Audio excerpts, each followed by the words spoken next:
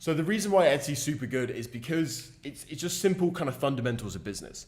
So there's a lot of demand on the Etsy platform, but there's not so much supply. And when I mean that, obviously there's a lot of stores, obviously there's a lot of buyers, but the lot of stores on Etsy, because of the target market of people that sell on the Etsy platform, are typically, I believe it's 39-year-old women. Most of you guys in here are probably guys, but young guys in your 20s and 30s. So it's 39-year-old women is the majority of sellers on the Etsy platform.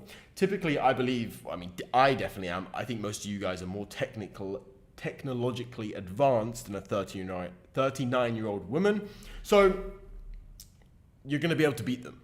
You're going to work harder. Typically, the Etsy sellers, they don't push super hard. So you're going to be able to work harder than them. You're going to just do better than them in every single aspect. So you can just beat them. The competition is super easy on the Etsy platform. That's why it's so good. Whereas when you're doing Shopify dropshipping, which I'm sure most of you guys have heard of it, especially you, the AI merchant, you are competing against people that are like young 20s, know technology really well, and they kind of understand everything reasonably well.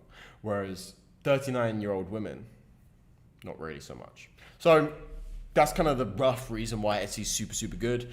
And yeah, you are right again. Like so my strategy, I won't go super in depth into it like on this stream, but my strategy is you run a small amount of paid ads in the beginning on the Etsy platform, use that to gain momentum for your store, get reviews, get sales, show Etsy that you're a serious seller. You're going to fulfill the items on time, things like this. And then they give you organic traffic. They give you organic views and eyes. And then you get more sales because your products are good. And then it snowballs from there, snowballs from there, snowballs from there. So you can go very, very quickly.